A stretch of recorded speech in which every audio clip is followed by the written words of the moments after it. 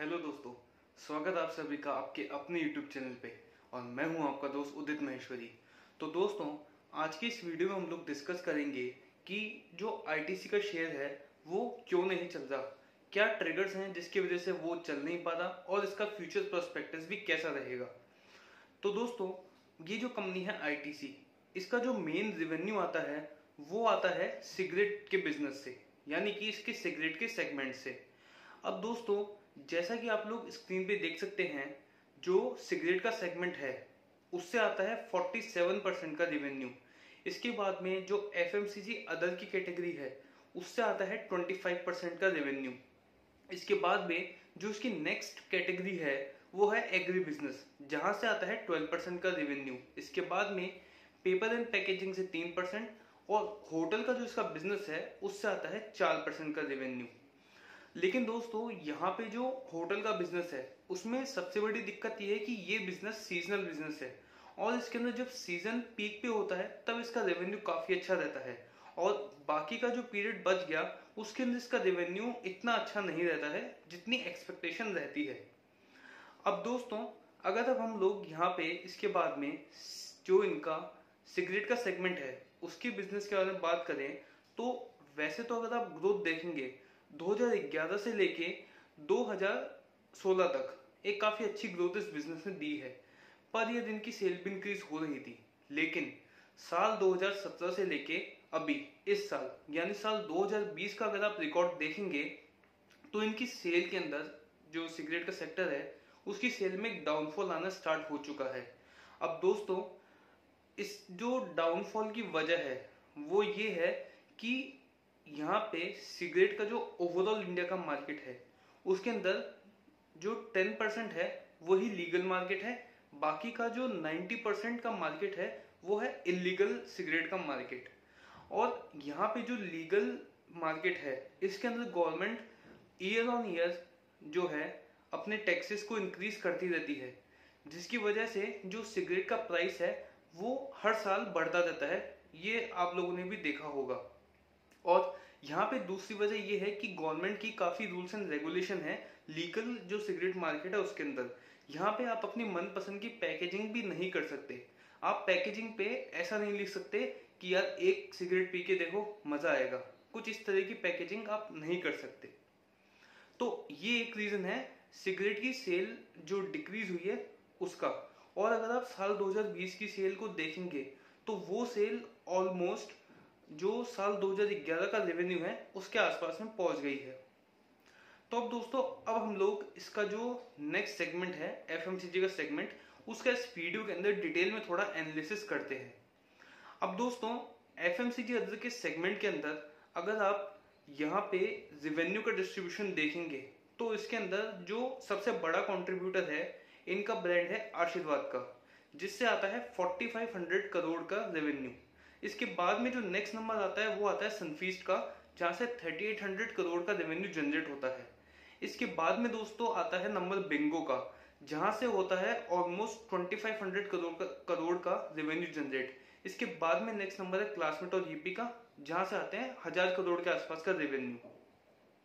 अब दोस्तों, इसके बाद में यहाँ पे जो सबसे पहली प्रॉब्लम है इस FMCG के बिजनेस की, ITC के, वो ये है कि यहाँ पर अगर आप ईयर ऑन ईयर बेसिस पे रेवेन्यू का नंबर देखेंगे तो वो तो इंक्रीज हो रहा है। इन्होंने जो इनका रेवेन्यू था साल 2010 के अंदर वो था 3642 करोड़, जो कि बढ़ करके साल 2020 में हो गया 12844 करोड़। लेकिन यहाँ पे मेन प्रॉब्लम ये है कि अगर आप यहाँ पे रेवेन्यू की ग्रोथ देखेंगे ईयर ऑन ईयर बेसिस पे तो वो एक टाइम पे 21% थी साल 2015 के अंदर।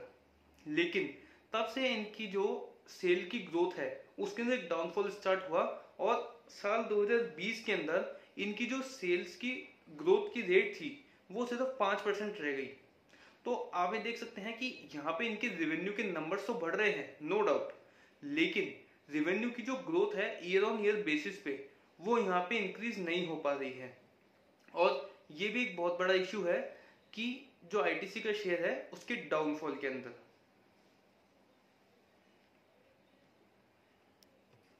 अब दोस्तों यहाँ पे अगर हम लोग नेक्स्ट इस कंपनी का पीबीआईटी देखें एफएमसीजी अदर सेगमेंट का, तो साल 2017 तक इसका पीबीआईटी जो था यानी कि profit before interest and tax, वो डबल डिजिट के अंदर ही था। लेकिन इसने एक काफी अच्छी ग्रोथ कंपनी को दी है पीबीआईटी में, और यहाँ पे इनका जो पीबीआईटी है वो एट प्रेजेंट 424 करोड़ तक पहुंच चुका है।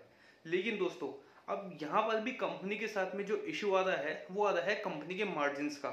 जैसा कि आप लोग देख सकते हैं कि साल 2015 तक तो कंपनी के मार्जिन्स कुछ थे ही नहीं, ऑलमोस्ट जीरो थे, या उससे पहले अगर आप देखेंगे तो माइनस में थे।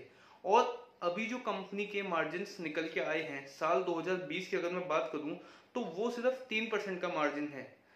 तो यहाँ पे आप लोग देख सकते हैं कि कंपनी के जो मार्जिन्स हैं वो बहुत ही कम है as compare to other FMCG companies. तो यहाँ पे जो इनकी सेल आ रही है एफएमसीजी अदर सेगमेंट से, वो इनके प्रॉफिट के अंदर तक कंट्रीब्यूशन नहीं दे पा रही है। और इनके प्रॉफिट का जो कंट्रीब्यूशन है उसके अंदर मेनली जो कंट्रीब्यूशन आ रहा है वो आ रहा है इनके टबैको बिजनेस से, इनके सिगरेट के बिजनेस से। और दोस्तों इसके अलावा जो इनका रेवेन्यू का लॉस हो रहा है सिगरेट के बिजनेस से, वो एफएमसीजी का जो बिजनेस है वो उसको भर नहीं पा रहा है पूरी तरीके से। लेकिन मैनेजमेंट ये बोल रही है कि हम इस कोशिश में लगे हुए हैं कि हम लोग ये जो गैप आ रहा है टबैको के बिजनेस से उसको एफएमसीजी के बिजनेस से भर दे। लेकिन हाल फिलहाल के अंदर तो ऐसा कुछ भी होता हुआ नजर नहीं आ रहा है। तो यही रीजन है सारे जिसकी वजह से आईटीसी का जो शेयर है वो गिर रहा है। लेकिन दोस्तों अब यहाँ पे अगर आप लोग इस कंपनी का फ्यूचर प्रोस्पेक्टस देखेंगे तो वो काफी अच्छा है, क्योंकि यहाँ पे कंपनी का जो मैनेजमेंट है उसने ये भी अपने शेयर होल्डर्स को एक बात बताई है कि साल 2030 तक वो सिर्फ एफएमसीजी के सेक्टर से ही 1 लाख करोड़ की सेल को जनरेट करेंगे। और मैनेजमेंट जो है इस चीज को लेके पूरा कॉन्फिडेंट है। और दोस्तों एक यहाँ पे मैं आपसे बात और बोलना चाहूंगा कि अगर आप लोग आईटीसी के अंदर इन्वेस्टेड हैं तो आप लोग यहाँ पे इन्वेस्ट तभी करें जब आपका point of view long term का हो, यानी कि कम से कम 10 सालों का पॉइंट ऑफ व्यू अगर आप लेके चले तो ही आप लोग आईटीसी में पैसा डालें, क्योंकि यहाँ पे शॉर्ट टर्म में आपको कुछ नहीं मिलने वाला। इसी वजह से आईटीसी के अंदर अगर आप लोग निवेश करें तो एक लंबा नजरिया लेके चले, क्योंकि लॉन्ग टर्म में आपको फॉर श्योर बेनिफिट होगा ही होगा। क्योंकि अगर आप लोग आईटीसी को कंपेयर करें बाकी अदर एफएमसीजी कंपनीज से, तो आईटीसी का जो रेवेन्यू था इस साल एफएमसीजी अदर बिजनेस से, उसको अगर आप कंपेयर करें डाबर और मैरिको के टोटल रेवेन्यू से, तो जो आईटीसी का टोटल रेवेन्यू था एफएमसीजी अदर से वो डाबर और मैरिको के टोटल रेवेन्यू से भी ज्यादा था। और इसके अलावा दोस्तों अगर आप बाकी सारी कंपनीज यानी कि एचयूएल, डाबर, मैरिको और कोलगेट, इन सब कंपनीज से अगर कंपेयर करेंगे आईटीसी को, तो आईटीसी अभी बहुत ही अट्रैक्टिव वैल्यूएशन पे मिल रहा है। जैसा कि इसकी प्राइस टू अर्निंग रेशियो या इसका प्राइस टू बुक वैल्यू का जो रेशियो है वो आप देखेंगे तो ये बहुत ही कम है बाकी दूसरी एफएमसीजी कंपनी से, जैसा कि आप देख सकते हैं। और इसके अलावा अगर आप डिविडेंड यील्ड को कंपेयर करेंगे तो एट प्रेजेंट आईटीसी की जो डिविडेंड यील्ड है वो 6% के आसपास में है, और बाकी एफएमसीजी कंपनीज की डिविडेंड यील्ड जो है वो उसकी आधी से भी बहुत कम है।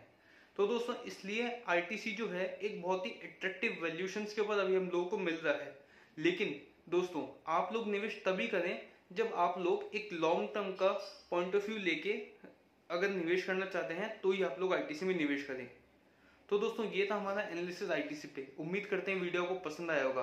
तो प्लीज दोस्तों इस वीडियो को लाइक करना, शेयर करना और चैनल को सब्सक्राइब करना ना भूलें। और दोस्तों साथ ही में वीडियो को लाइक भी जरूर कीजिएगा, क्योंकि अगर आप लोग इस वीडियो को लाइक करेंगे तो यूट्यूब एल्गोरिथम जो है वो इस वीडियो को आगे काफी लोगों तक पहुंचा पाएगा। थैंक यू दोस्तों।